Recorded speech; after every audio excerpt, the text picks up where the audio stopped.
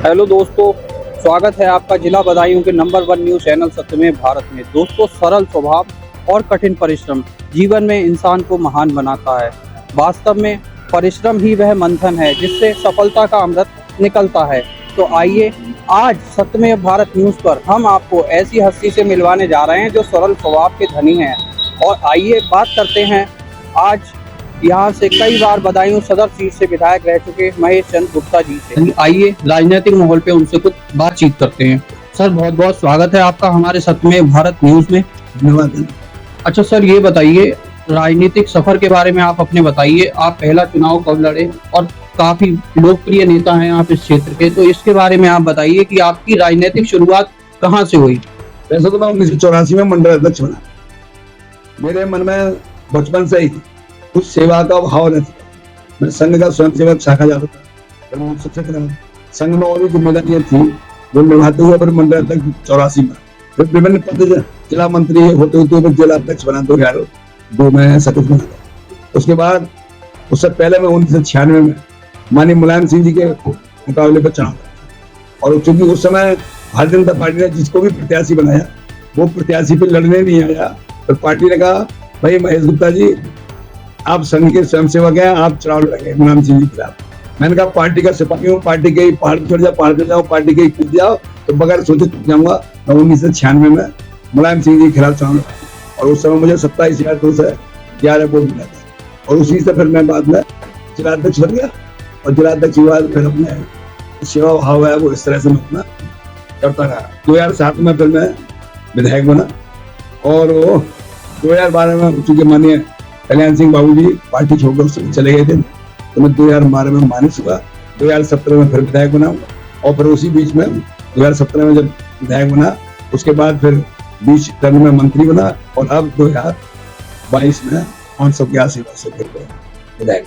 Sir, हम ये देखते हैं कि लोग नेता जो होते हैं बहुत जल्दी जल्दी पार्टी बदलते हैं और आपने अपना राजनीतिक कैरियर जब से शुरू किया तब से लेके और आज तक हम देख रहे हैं आप सदा एक ही भगवा रंग में आप रहते हैं और भगवा रंग की ही पार्टी के साथ आप हमेशा जुड़े रहे। इसका मूल कारण क्या है? क्योंकि जब आपका राजनीतिक कैरियर शुरू हुआ होगा उस समय कांग्रेस पार्टी बहुत अच्छे स्कोप था उसका, तब भी आपने भाजपा को ही क्यों चुना है?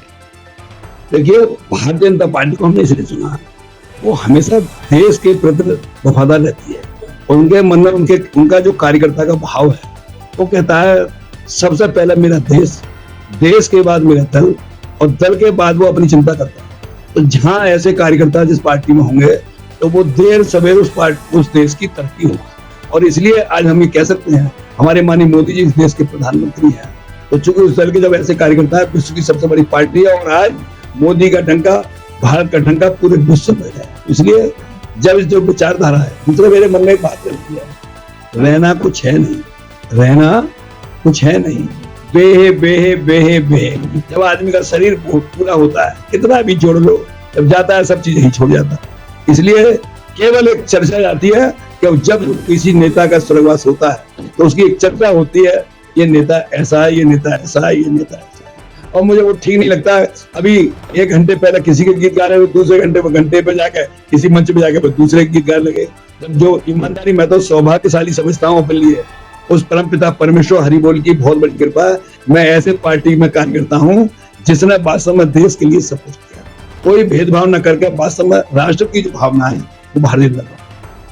अच्छा सर, हमने ये देखा है कि आपका स्वभाव बड़ा सरल है और आकर्षक व्यक्तित्व है। आपके पास कोई भी आता है लल्ला बच्चा करके आप उसका समाधान कर देते हैं, तो ये एक राजनीतिक स्टंट है या शुरू से ही आपका व्यवहार इसी तरीके का रहा है? मैं ये सोचता हूँ 4 लाख वोटर है, 4 लाख वोटर है और 4 लाख में एक महेश गुप्ता एमएलए बने, तो उस परम पिता परमेश्वर हरि बोल की कितनी बड़ी कृपा है जो मुझे ये जिम्मेदारी मिली। तो जब ईश्वर की कृपा है तो वो कृपा इसलिए मिली है कि तुम लोगों के जो पसीने आ रहे हैं, लोगों पर संकट आ रहे हैं, उन संकटों को दूर करो, न्याय की बात करो, उन्हें प्यार दो, मोहब्बत दो।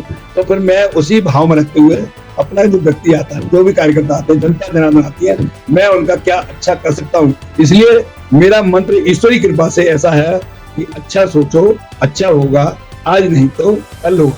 क्योंकि जो बोलते हैं ब्रह्मांड में घुसा है, इसलिए मैं इसी ईश्वरी कृपा से अपना भाव ऐसा करता हूँ। एक बात और भी है, मैं कहता हूँ ईश्वर जो है ऊपर वाला वो हर बात तुम्हारी जानता है, तुम चालाकी से बोलोगे तो भी जानेगा, और ईमानदारी सच्चाई से बोलोगे तो भी जानेगा। इसलिए मैंने बहुत से ऐसे प्रकरण देखे हैं जो कि 100% सत्य हो जाते हैं। क्या? जैसे मैं लोगों से कहता हूँ तुम कहते हो कल, मैं कहता हूँ सत्य है कब? अगर हृदय में सत्य हो वो चीज फिर होने लगती है। जब हमारे हृदय में सत्य है तो वो चीज होने लगती है। ऐसे बहुत से किस्से हैं, अगर मैं सुनाने लगूं तो वास्तव में वो 100% सही निकलेंगे। अच्छा सर, एक चीज बताइए, इस समय देश में दो नेताओं की सबसे ज्यादा चर्चा रहती है, एक योगी जी की, एक मोदी जी की। तो आपकी नजर में जो है रोल मॉडल आपका कौन है? क्योंकि योगी जी भी मुख्यमंत्री हैं और प्रधानमंत्री जी हमारे मोदी जी हैं और दोनों अच्छा काम कर रहे हैं। आप बताइए, आपकी नजर में आपका रोल मॉडल कौन है जिसके आप अपना मानते हैं आइडियल और उसी के आदर्शों पे आप आगे बढ़ रहे हैं? देखिए ऐसा है, जैसे माननीय मोदी जी पहले से शुरुआत उनकी हुई है ना, तो मोदी जी के प्रति श्रद्धा का भाव पहले से ही है।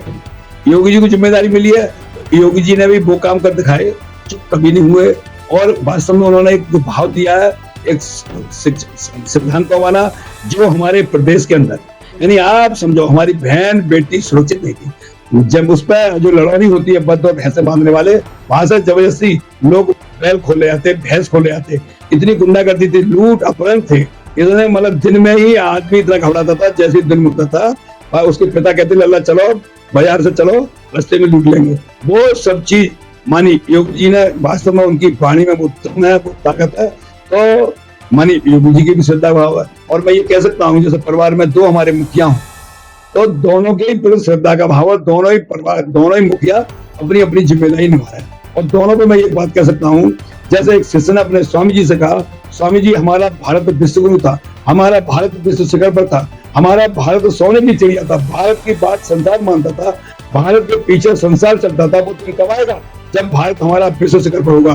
तो स्वामी जी ने कहा सुन बच्चा, मैं इसका सूक्ष्म उत्तर देता हूँ। तो उन्होंने कहा जो व्यक्ति जिस जिम्मेदारी पर है वो जिम्मेदारी बखूबी निभाने लगेगा, उसी दिन भारत हमारा विश्व शिखर पर होगा। आज मोदी जी अपनी जिम्मेदारी निभा रहे, तो भारत का डंका 20 प्रधानमंत्री हो और हमारे मोदी जी आगे जा रहे हो, किसी प्रधानमंत्री की हिम्मत नहीं है उनकी जूता की नुक से अपनी नुक आगे निकाल ले। ऐसे आज हमारे प्रधानमंत्री अपनी जिम्मेदारी निभा रहे हैं, उत्तर प्रदेश के मुख्यमंत्री माननीय योगी जी अपनी जिम्मेदारी निभा रहे हैं। मैं तो कई प्रदेशों में चुनाव लड़ने गया, पूछ रहा था, मैं बताया योगी जी कौन कौन चाहते हैं, सब लोग हाथ उठाते थे, और आज योगी जी के नाम से सब लोग पर श्रद्धा करते हैं। तो मैं कह सकता हूँ आज हमारे योगी जी अपनी जिम्मेदारी निभा रहे, पूरे देश और पूरे भारत में उत्तर प्रदेश का नाम रोशन हो रहा है। बहुत सी चीज गिनाने लगूं जिसमें आज हमारा उत्तर प्रदेश प्रथम है हर अच्छी चीज में।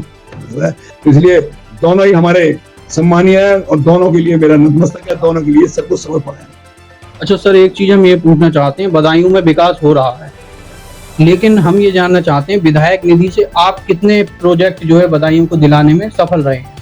ऐसा विधायक निधि में तो जितना भी पैसा आता है, जैसे पैसा उसमें जीएसटी वगैरह कट जाती है, तो वो तो 100% हमारा लग रहा है। जैसे बारात घर है, सड़क है, और भी कुछ इस तरह से जो सिस्टम है, तो वो उन सब में हमारा पूरा पैसा उसमें जा रहा है। जो भी कुछ हो सकता है पूरा का पैसा मेरा जो है वो विकास कार्यों में लगा।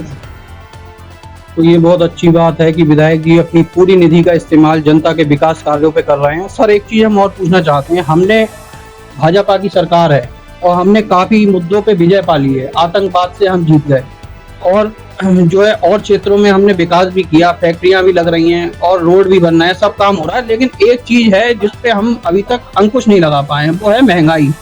तो इसका मूल कारण आपकी नजर में क्या है? क्या वजह है जो हम महंगाई नहीं रोक पा रहे हैं? ऐसे कोई मुझे तो अच्छी लगना रही महंगाई। क्यों? क्योंकि अब आप समझो आज हमारे देश के अंदर 25 करोड़ लोग गरीबी से ऊपर आ गए।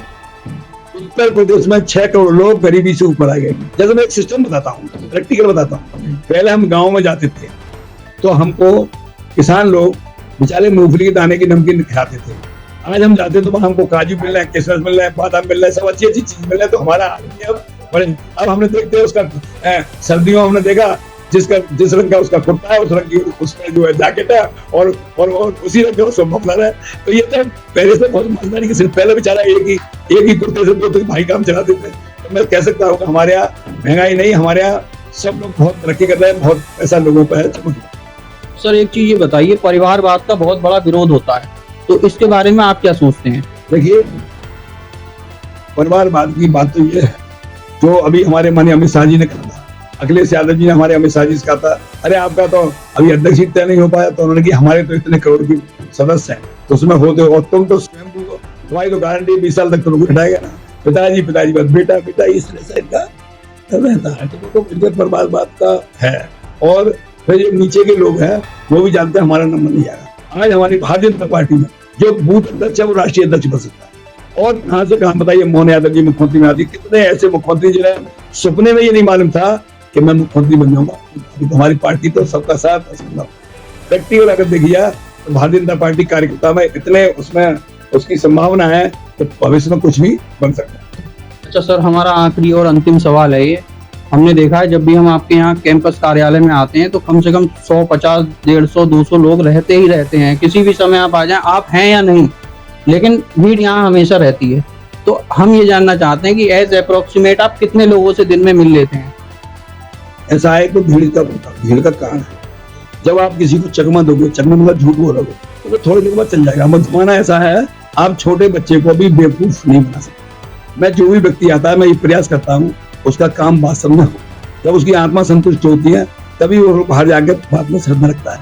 इसलिए मेरे भीड़ रहती है, क्योंकि मैं 2 4 होते तो 4 ही कहता हूँ, चाहे वो हमारी पार्टी का हो चाहे दूसरी पार्टी का हो, पंचायत ईमानदारी की बात करता है।